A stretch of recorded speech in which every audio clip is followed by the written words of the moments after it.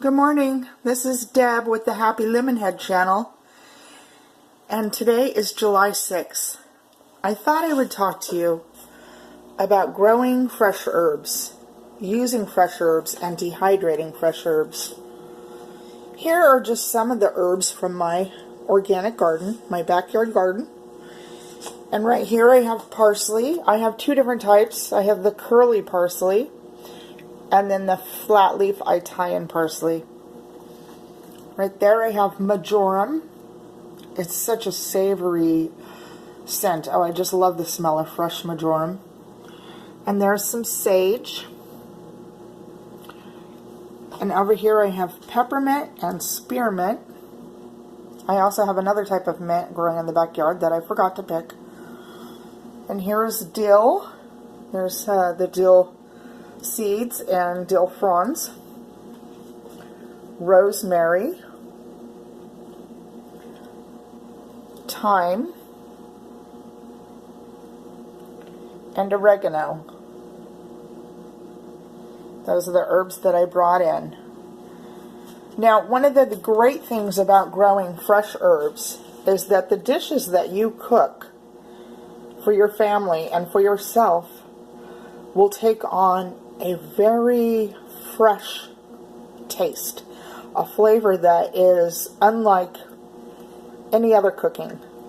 I highly recommend fresh herbs.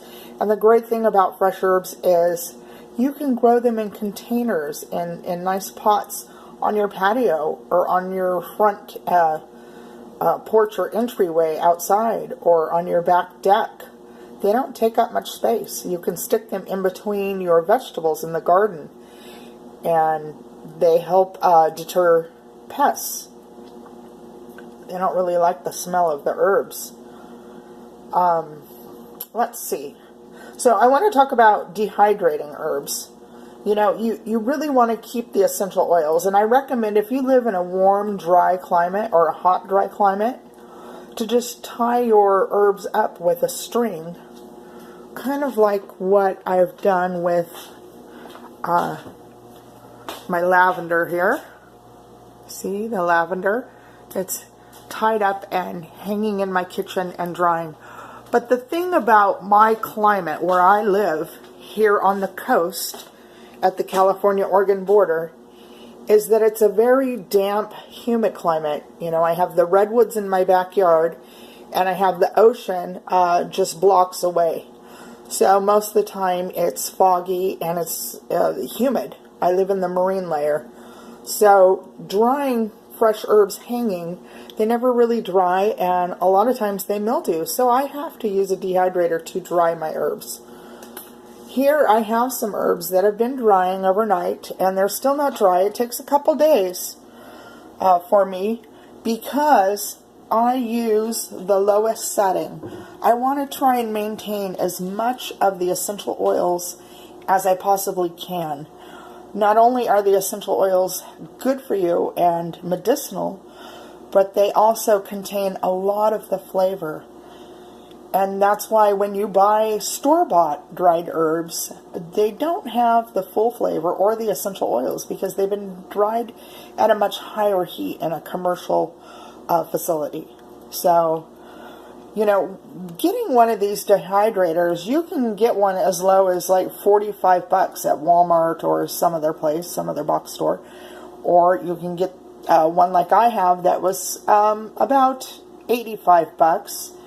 And it is the Nesco Professional Food and Jerky Dehydrator. And the reason why I like this one is because it has temperature settings.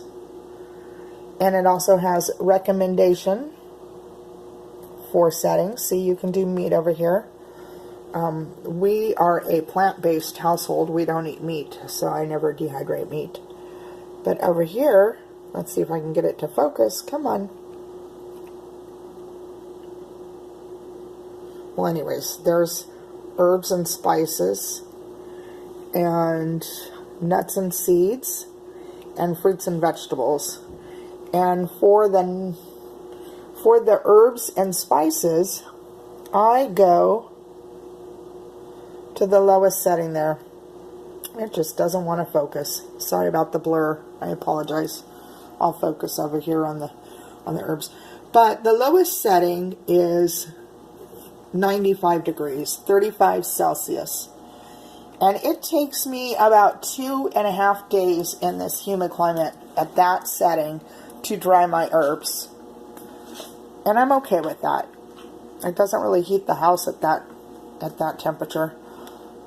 Anyways, here's parsley that I'm drying, both my Italian flat leaf and my curly leaf. And I have 2 trays of the parsley going, and I have basil. See, that's what I forgot to pick out of my garden, was some fresh basil to lay on the towelette over there. But anyways, here's a tray that I'm drying of my basil. And over here I'm drying some dill. Over here I have a bag of thyme, a bag of oregano, and a bag of dill that I have washed and dried and will be putting on the dehydrator when space is available. So the great thing about drying herbs is you can just stick them in a mason jar or any other jar. I save a lot of my little condiment jars. But here is some basil from last year that's dried, and I'm getting low on that. That's why I'm drying more fresh basil. And here is some oregano, and I kept this oregano in the whole leaf form. And here is some oregano that I put in the grinder and powdered. This is marjoram. Oh, I just love marjoram. I love to cook with it. I love the smell as much as I do oregano.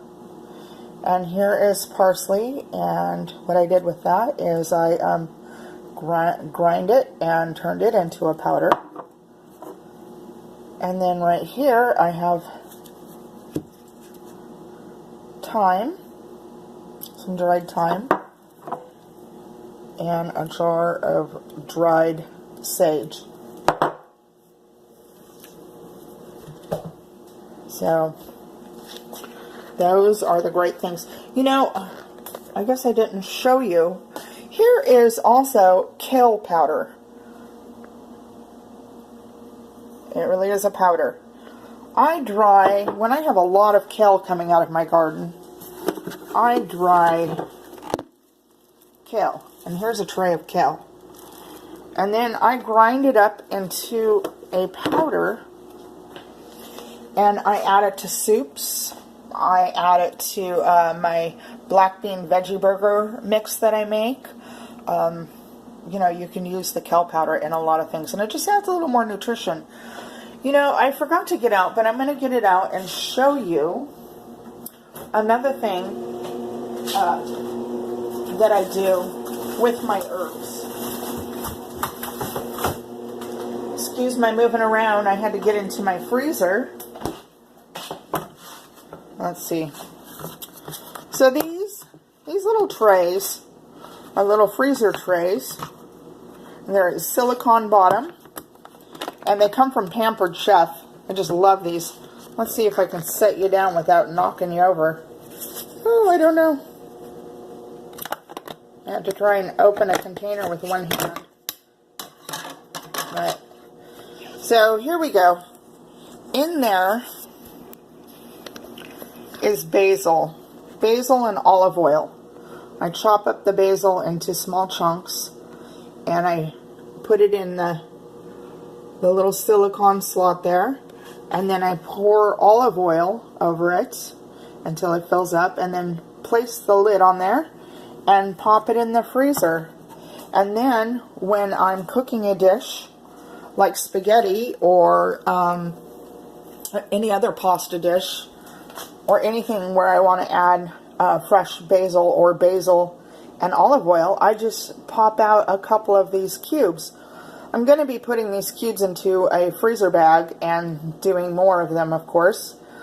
And that way I have them all winter long, fresh basil that's frozen in olive oil. So those are great little trays. And you could could do those with regular ice trays too. I did that for a couple of years before I got these trays from Pampered Chef.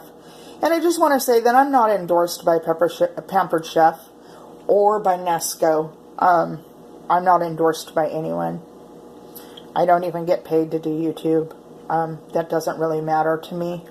I just want to share my love and my passion and the information I have with organic gardening and growing what you eat. So, you know, I recommend that you grow some fresh herbs. Just get a little pot and put some seeds in your pot and grow some herbs, or go buy starts at the wherever you can get your vegetable start supplies. There's always herbs there. They're so easy to grow, and most of them grow over the winter. In my climate, I have to grow basil in a greenhouse because I live in such a cool climate. I grow it in the greenhouse with my tomatoes. But most of the other herbs grow in my yard, mixed in with my vegetables that are growing in planter boxes and garden boxes and in the ground. And then others are growing in pots and containers right on at my front door. So that way I can go right out and snip off a few pieces for dinner if I want to use fresh instead of dried. I have to dry them because I have such an abundance of herbs and I don't want them to go to waste. Actually, starting this next Wednesday, I will be selling fresh herbs at the farmer's market. I noticed when I go to farmer's market to shop that no one is selling herbs. They're selling herb starts, but nobody's selling fresh herbs or dried herbs. So I figured that's a market that I can jump into. So I hope you like this video. I hope you like the information that I bring you. If you do, please like my video. It helps YouTube recognize me as a YouTuber, and it helps my channel grow. And if you'd like, you can subscribe. You don't have to, but you can. And once again, it would help me. Alright, this is Deb, and I hope the rest of your summer is wonderful, and I will bring you a new video soon. Alright, I'll talk to you soon. Bye-bye.